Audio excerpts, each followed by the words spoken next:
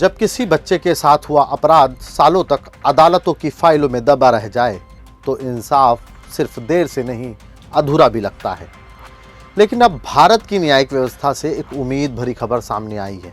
बच्चों के यौन शोषण से जुड़े पॉक्सो मामले में पहली बार ऐसा हुआ कि जब एक साल में दर्ज मामलों से ज़्यादा मामलों का निपटारा हुआ है। इस बदलाव ने उन मासूम पीड़ितों और उनके परिवारों को राहत की सांस जहां दी है जो वर्षों से न्याय की प्रतीक्षा कर रहे थे।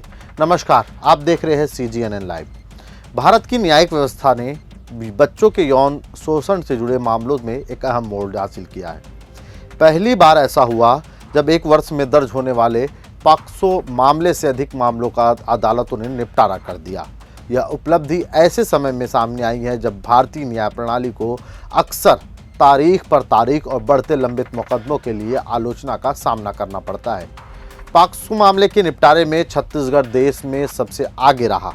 वर्ष 2025 में राज्यों में पॉक्सो कानून के तहत कुल 1416 मामले दर्ज हुए, जबकि अदालतों ने 2678 मामलों का निपटारा किया, यानी निपटान दर रही 179%, जो पूरे देश में सबसे अधिक है। इनमें पिछले कई वर्षों से लंबित मामलों का बड़ा हिस्सा भी शामिल है, जिससे न्याय की प्रतीक्षा कर रहे पीड़ित बच्चे और उनके परिवारों को बड़ी राहत मिली है। Centre for legal action and behaviour change यानी सीलैब फॉर चिल्ड्रन की report pendency to protection achieving the tipping point to justice for child victim of sexual abuse के मुताबिक वर्ष 2025 में देश भर में बच्चों के यौन शोषण से जुड़े 80,320 मामले दर्ज हुए, जबकि अदालतों ने 87,754 मामलों का निपटारा किया। इसके साथ ही देश की कुल निपटान दर 109% तक पहुंच गई। रिपोर्ट की एक और अहम बात यह है कि छत्तीसगढ़ के अलावा देश के 24 राज्यों में भी पॉक्सो के मामले में 100% निपटान दर रही। यह संकेत देता है कि कई राज्यों में न्यायिक प्रक्रिया ने अब रफ्तार पकड़ ली है। अब पुराने लंबित मामलों को भी तेजी से निपटाने की कोशिश हो रही है। भारत में वर्ष 2023 तक पॉक्सो के जो 2,62,089 मामले लंबित थे, इतने बड़े आंकड़ों ने न्यायिक व्यवस्था पर गंभीर सवाल खड़ा किए थे। लेकिन अब रिपोर्ट बताती है देश एक ऐसे मोड़ पर पहुंच गया है जहां अदालतें सिर्फ नए मामलों से नहीं बल्कि पुराने और वर्षों से लंबित मामलों को भी सक्रिय रूप से कम कर रही है।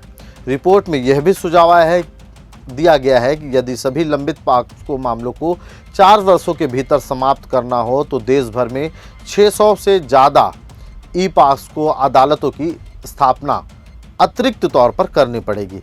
इसके लिए करीब 1977 करोड़ रुपए के बजट की आवश्यकता बताई गई है, जिसमें निर्भया फंड के उपयोग की भी संभावना जताई गई है। हालांकि रिपोर्ट कुछ गंभीर चिंताओं की ओर भी ध्यान दिलाती है।